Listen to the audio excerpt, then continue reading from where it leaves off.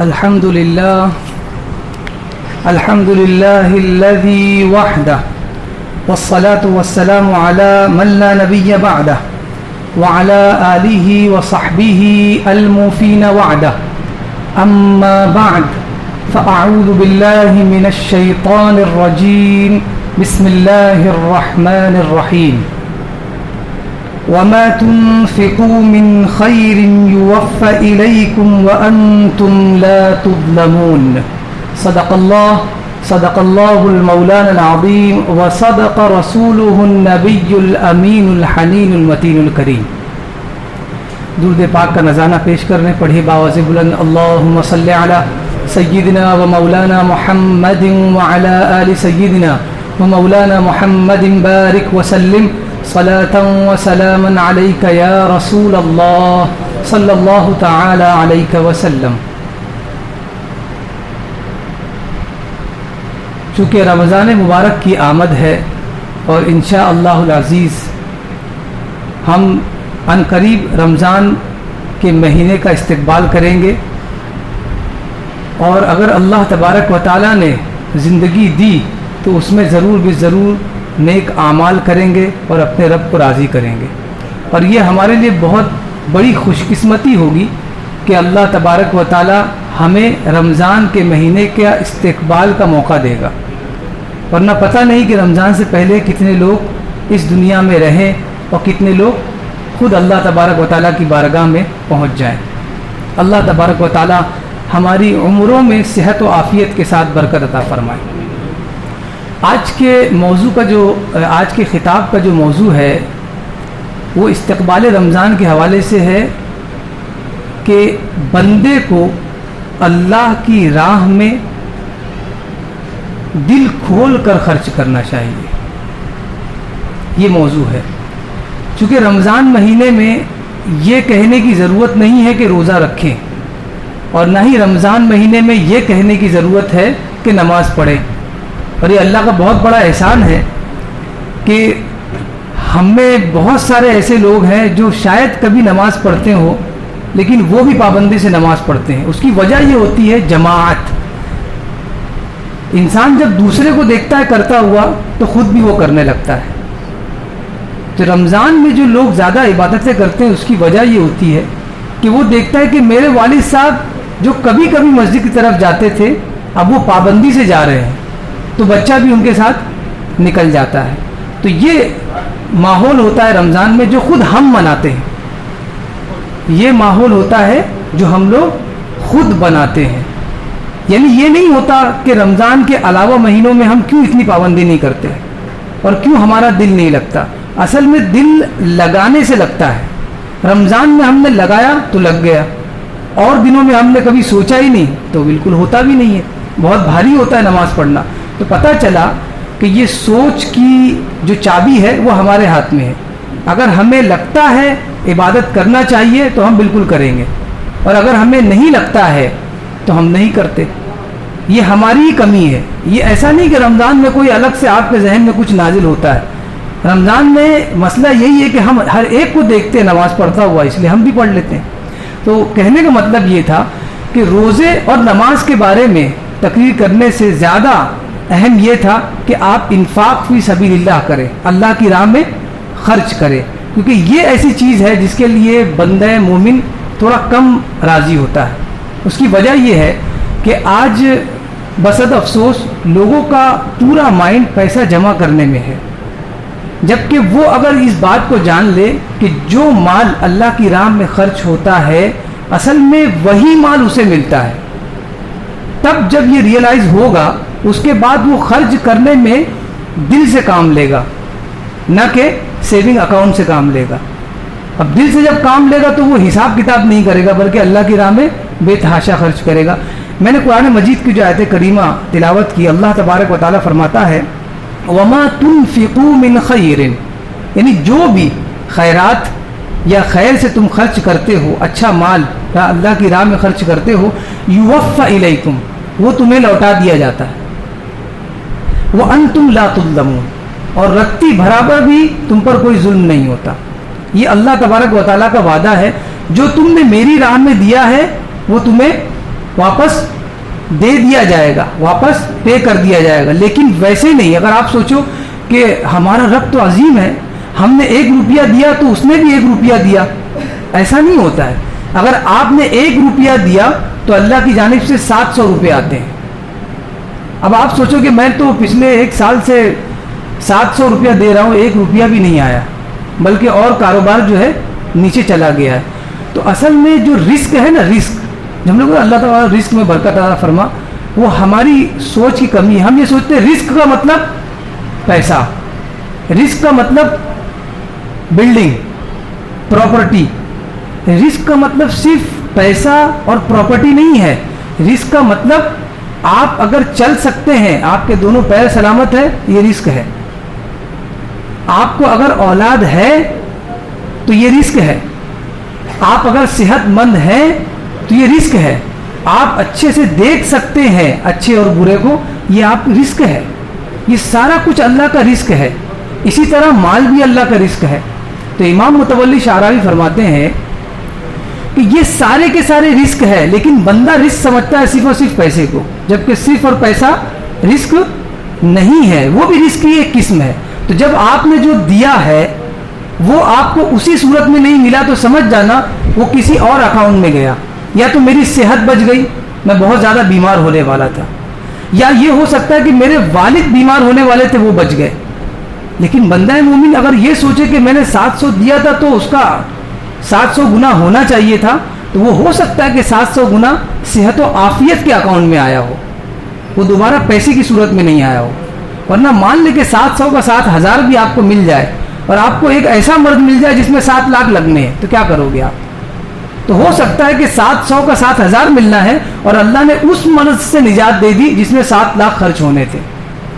یہ ہے سوچ, یہ ہے اچھی سوچ اللہ تبارک و تعالیٰ کے حوالے سے, کہ جب ہم اللہ تبارک و تعالیٰ کے حوالے سے اچھی سوچ رکھیں گے تو خود اللہ تبارک و تعالیٰ حدیث قدسی میں فرماتا ہے, انا عند ظن عبدی بی, میں اپنے بندے کے گمان کے مطابق ہو جاتا ہوں. اب وہ جیسا سوچتا ہے اسے ویسا ہی ملے گا. انما لکل امرئ ما نوی, انسان کے لیے وہی ہے جس کی اس نے نیت کی ہے. اگر اس نے پیسہ دیا ہے اور اسے پیسہ چاہیے تو اس کو پیسہ ہی ملے گا. لیکن اگر اس نے راہ خدا میں دیا اور یہ نیت کی مولا جو میرے لیے بہتر تو سمجھ سکتا ہے وہ دے, تو پھر اسے بہتر سے بہتر ملے گا. تو اب آپ بتائیں کہ ہم اپنے لیے بہتر زیادہ اختیار کر سکتے ہیں کہ اللہ تبارک و تعالیٰ؟ بچے کے لیے بچہ بہتر سوچ سکتا ہے کہ اس کے والدین سوچ سکتے ہیں, کیونکہ وہ بچپن سے اسے جانتے ہیں, انہوں نے اسے پیدا کیا. اسی طرح اللہ تبارک و تعالیٰ نے ہمیں بنایا ہے, ہمیں پیدا کیا ہے, تو اس سے بہتر کون سوچ سکتا ہے؟ اس سے بہتر ہمارے لیے کوئی چیز اختیار کرنے والا کوئی ہو ہی نہیں سکتا. یہ رب تبارک و تعالیٰ کی ذات ہے. اب اگلی حدیث شریف سنیں اسی آیت کریمہ کے پیرائے میں, کہ جو تم اللہ کی راہ میں خیر خرچ کرتے ہو خیرات میں سے, وہ اللہ تبارک و تعالیٰ تمہیں لوٹا دیتا ہے. حدیث شریف اس کی تفسیر کرتی ہے. حضور اقدس صلی اللہ علیہ وسلم فرماتے ہیں, من تصدق بعدل تمرہ من کسب طیب, جس نے ایک کھجور کے برابر اللہ کی راہ میں خرچ کیا یا صدقہ کیا, اللہ کی راہ میں صدقہ کیا, من کسب طیب, لیکن حلال سے, حلال روزی سے. یہ نہیں کہ ہم حرام کمایا اور اس کا آدھا % دے دیا اور باقی سمجھا کہ حلال ہو گیا, یہ کوئی طریقہ نہیں ہے. حلال کمائی سے. کیوں؟ آگے فرمایا ولا يقبل اللہ الا الطیب, اللہ حلال کے علاوہ کچھ بھی قبول نہیں فرماتا ہے. فرمایا وان اللہ یتقبلها بیمینہ, اور اللہ تبارک و تعالیٰ اسے اپنے داہنے ہاتھ سے قبول فرماتا ہے. اللہ کا نہ داہنا ہے نہ بایاں ہے, یہ اس کی شان کے مطابق. ثم یربیها لصاحبہ کما یربی احدکم فلوہ, حدیث میں فرمایا کہ جب ہم صدقے کے لیے کوئی روپیہ دیتے ہیں تو اللہ تبارک و تعالیٰ اس روپیے کو اپنے پاس رکھ لیتا ہے دائنے ہاتھ سے لے کر. یہ ہم اپنی سمجھ سے نہیں, یہ اللہ تبارک و تعالیٰ کی شان کے مطابق. اور اس کے بعد اللہ تبارک و تعالیٰ کیا فرماتا ہے, ثم یربیها لصاحبہ, اور جس کا جو مال ہے وہ, اس کے لیے اللہ تبارک و تعالیٰ اس کی پرورش کرتا ہے. اس مال کی 1 روپیہ اگر دیا ہے تو اس مال کی پرورش کرتا ہے. کما یربی احدکم فلوہ, جیسا کہ تم میں سے کوئی ایک کسی گھوڑے کو پالتا ہے اور گھوڑی سے کوئی بچہ جنتی ہے گھوڑی، تو اس گھوڑی کے بچے کو ہم کتنا پالتے ہیں تاکہ اس کو کوئی بیماری نہ لگ جائے، کوئی وائرس نہ لگ جائے، اور پھر جب وہ بڑی ہو جاتی ہے تب اس کو ہم اس کے ماں کے پاس چھوڑ دیتے ہیں۔ تو اسی طرح اللہ تبارک و تعالی ہمارے 1 روپیے کو رکھتا ہے اور اسے پالتا ہے، جیسے ہم گھوڑی کے بچے کو پالتے ہیں، یا ہم اپنی مثال لے لیں بکری کے بچے کو پالتے ہیں، گائے کے بچے کو پالتے ہیں، اس طرح ہمارا وہ 1 روپیہ اللہ کی بارگاہ میں پلتا رہتا ہے۔ اس کے بعد فرمایا حتی تکون مثل الجبل، اور اللہ تبارک و تعالیٰ وہ پیسہ اس وقت تک پالتا رہتا ہے، اس وقت تک پالتا ہے یہاں تک کہ وہ ایک پہاڑ کی شکل اختیار کر جاتا ہے۔ یہ حدیث مبارکہ ہے۔ یعنی کچھ لوگ سوچتے ہوں گے کہ ابھی 1 مہینہ پہلے میں نے اللہ کی راہ میں خرچہ کیا ہے اور 1 سال کے بعد بھی وہ چیز ملی نہیں، 1 مہینہ پہلے خرچہ کیا اور ابھی تک کچھ آیا نہیں کچھ۔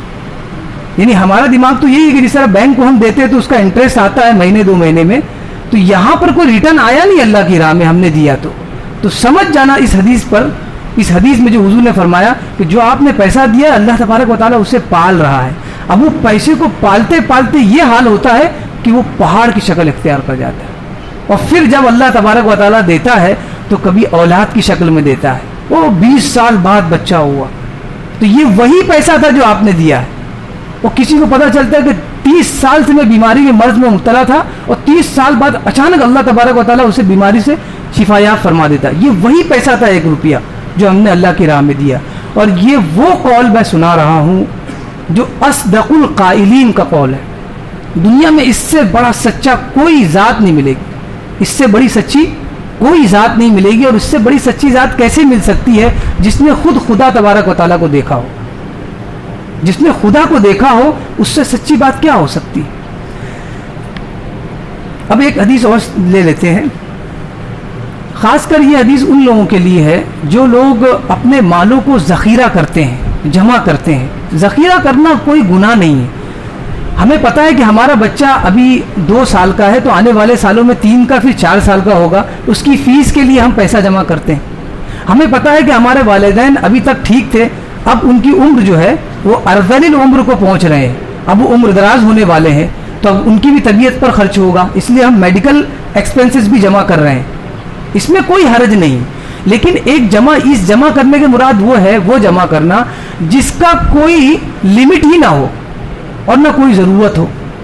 بات سمجھ رہے ہیں؟ کوئی ضرورت نہیں، بس اسے جمع کرتے جا رہے ہیں۔ اس کے بارے میں حدیث شریف جو ہے بہت ہی تریاق ہے ان لوگوں کے لیے جو جمع تو کر رہے ہیں اور اس کا کوئی مصرف نہیں۔ آپ جمع ضرور کریں اپنے بچے کی فیس کے لیے، اپنے عمرہ کرنے کی جانے کے لیے آپ پیسہ جمع کریں، کسی بھی چیز کے لیے آپ پیسہ جمع کریں، لیکن اگر خیر کی بات آئے، اگر کہیں سے ندا آئے کہ مسجد میں دے دو، کہیں سے ندا آئے کہ مدرسے میں دے دو، کہیں سے ندا آئے کہ بابا مجھے 1 روپیہ دے دو، تو سمجھ جانا کہ یہ بندہ جو ندا دے رہا ہے یہ اللہ تبارک و تعالیٰ کی بینک کا ایجنٹ ہے جو 1 لیتا ہے اور 700 لوٹاتا ہے،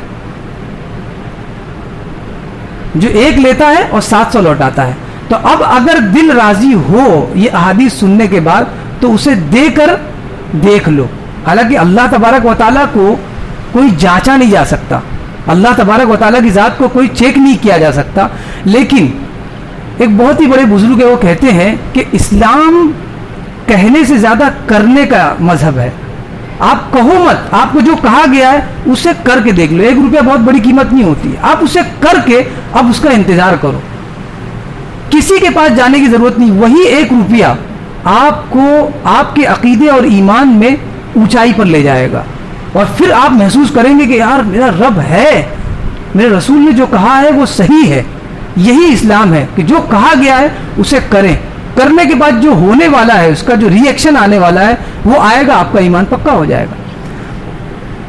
ان النبی عاد بلالا فاخرج له صبرا من تمر، حضرت بلال رضی اللہ تعالیٰ عنہ بیمار تھے، تو آپ کی عیادت کے لیے حضور اقدس صلی اللہ علیہ وسلم آپ کے پاس تشریف لے گئے اور آپ کی عیادت فرمائی۔ تو جیسے ہی حضور آپ کے پاس بیٹھے تو حضرت بلال نے کچھ کھجوریں رکھی ہوئی تھی وہ نکال کر حضور کی بارگاہ میں پیش کی، تو حضرت حضور صلی اللہ علیہ وسلم نے فرمایا فقال رسول اللہ ما هذا یا بلال، بلال یہ کیا ہے؟ قال ادخرته لك یا رسول اللہ. حضرت بلال فرماتے ہیں یا رسول اللہ یہ کچھ کھجوریں میں نے آپ کے لیے سنبھال کر رکھی تھی. یہ فقراء صحابہ میں سے تھے جن کے پاس کچھ کھانے کو نہیں ہوتا تھا, اس کے باوجود انہوں نے کچھ کھجوریں رکھی تھی. کس کے لیے؟ کہ کبھی اگر حضور میرے گھر میں چراغاہ کریں گے تو میں ان کی بارگاہ میں پیش کر دوں گا. قال, حضور نے فرمایا, اب یہ قول سننے والا ہے, حضور نے حضرت بلال نے کس لیے جمع کیا تھا, پھر بھی حضور نے کیا فرمایا, قال اما تخشى ان يجعل لك بخارا في نار جہنم.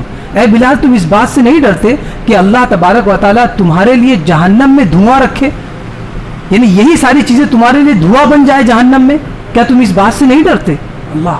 اور اس کے بعد حکم فرمایا حضرت بلال کو, انفق یا بلال ولا تخش من ذی العرش اقلالا. اے بلال اللہ کی راہ میں خرچ کرو اور عرش والے کی بارگاہ میں کبھی بھی یہ مت سوچنا کہ وہ کم کرے گا. اللہ کی راہ میں خرچ کرتے جاؤ, جہاں تمہیں اللہ کی راہ نظر آئے اور خرچ کرنے کا موقع ملے خرچ کرتے جاؤ, اور کبھی بھی عرش والے کے بارے میں یہ مت سوچنا کہ وہ تجھے کچھ کم دے گا. وہ پیسے میں نہیں دے گا, صحت میں دے گا, صحت میں نہیں دیا مال میں دے گا. اور ایک آخری بات کر کے میں رخصت ہو جاؤں گا.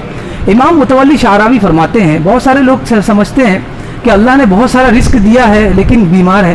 بہت سارے دیکھتے ہیں آپ بہت صحت مند ہے, بہت شاندار صحت ہے لیکن پیسہ نہیں ہے. بہت سارے ایسے ملیں گے بہت خوبصورت ہے لیکن یا تو دولت نہیں ہے یا بیماری میں مبتلا ہے. امام متولی شعراوی فرماتے ہیں پیسہ رزق ہے, صحت رزق ہے, اولاد رزق ہے, یہ تینوں رزق ہے, لیکن ان تینوں میں سے جو زیادہ ہوگا دوسرا کم ہوگا. یہ فلسفہ ہے. ان تینوں میں سے جو زیادہ ہوگا دوسرا کم ہوگا, کم کیا نہیں جائے گا. مثال کے طور پر یہ 3 انگلی دیکھیں, یہ برابر ہے مان لیں, اس میں سے اگر یہ زیادہ ہوگی تو دوسری کو کم کرنے کی ضرورت ہے؟ اس کے سامنے وہ دوسری 2 انگلیاں بھی کم نظر آنے لگے گی. تو یہ اللہ تبارک و تعالیٰ کی نعمت ہے. ہمیں اسی لیے ہر چیز میں, صحت ہو, مال ہو, دولت ہو, اولاد ہو, ہر چیز میں تناسب سے مانگنا چاہیے کہ اللہ ہمیں ہر وہ چیز دے جو ہمارے لیے مناسب ہو.